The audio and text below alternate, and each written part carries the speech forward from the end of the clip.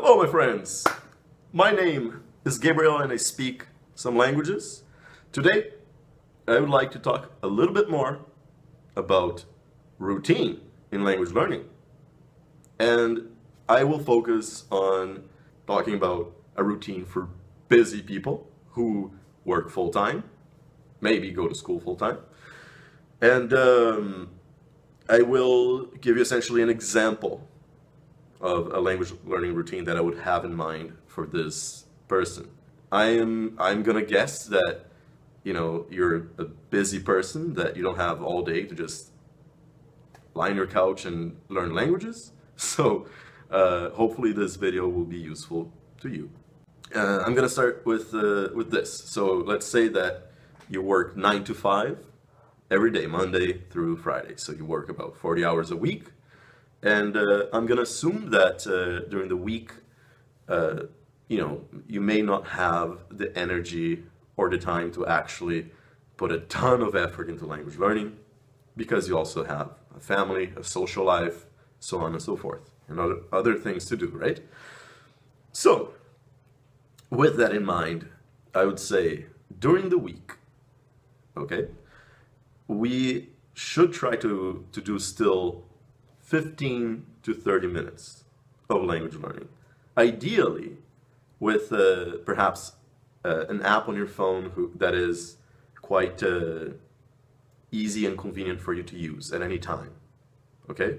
If you want to go old school, that's okay as well. Like I like being old school. Sometimes they have paper, flashcards, essentially cue cards, so just review vocabulary.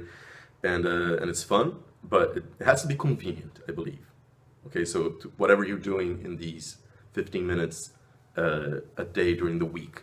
And why is that? Just so that you can easily pick up your phone and use the app, pick up your flashcards from your pocket and review them, whatever it is for vocabulary.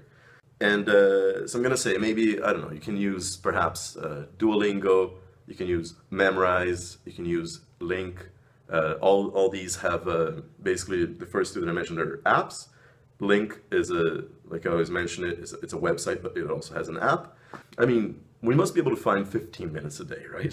So hopefully, I don't know, perhaps at a coffee shop as you're waiting for your coffee, you can pick up your phone and do the exercises. Perhaps, I don't know, before going to bed, whatever works for you, okay? And I would say that ideally, you're going to pick one day during the week, hopefully a Wednesday, so it's just right in the middle of the week. And that one day, I would suggest you do a full hour after work or before work of language learning. And that can be with, whatever program you're doing, perhaps, whatever, Rosetta Stone, Link. You can just really take your time and put good focus on this program, perhaps Pimsleur, for an hour that day, okay? Hopefully more. If you have more time, go ahead, but just don't burn yourself out. Then, on the weekend, try to put in a ton of time into language learning, however much you can, perhaps, I don't know, 3 hours a day, perhaps on Saturday and Sunday. Some people, of course, will tell me, but hey, I need a break, my brain needs a break. That's legitimate. If you insist, you can have like a day off, maybe even two. But of course, the shorter the break, basically will lead to better results, I guess, in my opinion.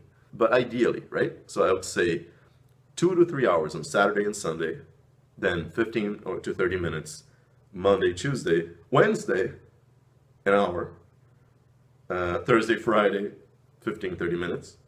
Then the weekend, again, a few hours, right? That way, doing the language learning a little bit every day is really going to be essentially a good thing. We're going to be able to gain momentum, keep the ball rolling, and of course, there are going to be days that life happens. Sometimes a day or two, we're like, we're not in the right mindset, and that's okay. But if you take a little break, try to go back to learning the language as soon as you can. The quicker, the better. right? And just because momentum is a really important thing. And I think it can be any sort of exposure to the language will count. Ideally, the more engaged you are, the better. If you're really busy, I think that if you can maximize exposure to the language, even if you're not, devoting 100% attention to it, is a good thing as well. Of course, ideally, you're going to be really engaged. You're going to be reading a text and listening to the audio, hopefully at the same time, engaged, trying to learn, doing exercises or whatever. But if you only have time to just have audio in the background, that's better than nothing, right? So I don't know, perhaps maybe you're driving to work, you can have a language program on, or if you don't like, I have a friend, for example, he told me, like, I don't like being that distracted. I don't want to be that engaged with the audio program while I'm driving because I find it dangerous. Okay, that's fair enough.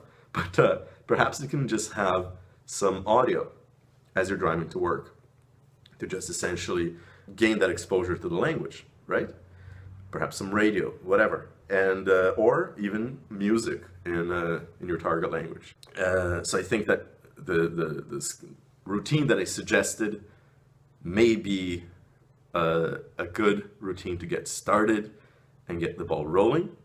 Of course, if you can add more time and more effort into your language learning, the better, of course.